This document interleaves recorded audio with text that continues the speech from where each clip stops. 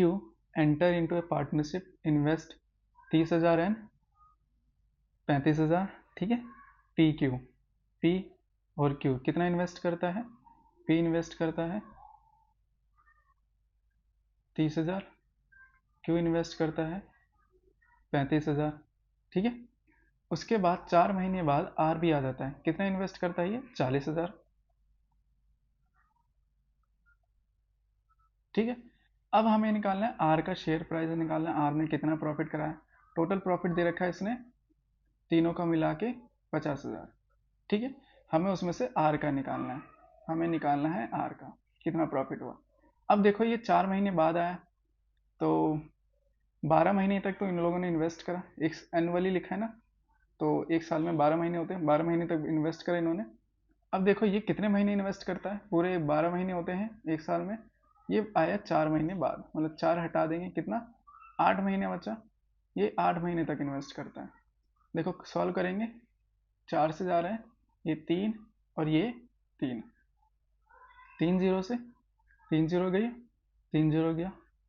अब ये कितना होगा, ये कितने 5 से काटेंगे, 5 6 30, 5 7 35 और 5 8 40, सॉल्व करेंगे, ठीक है। ये 8 दूनी 16, 7 21 और ये 6 18, इनका सम करेंगे कितना आएगा 55। 55 यूनिट जो होगा वो 50 के इक्वल होगा, क्योंकि टोटल इन्होंने दे रखा था 50,000 के, ठीक है। 1 यूनिट निकालेंगे, 1 यूनिट क्या होगा हमारा 50,000 अपॉन में 55, ठीक है।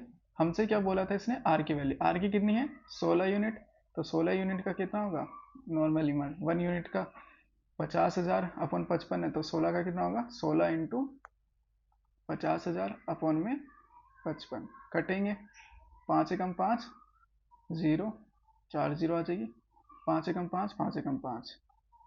अब ये देखो 16 एकम 16, 4 जीरो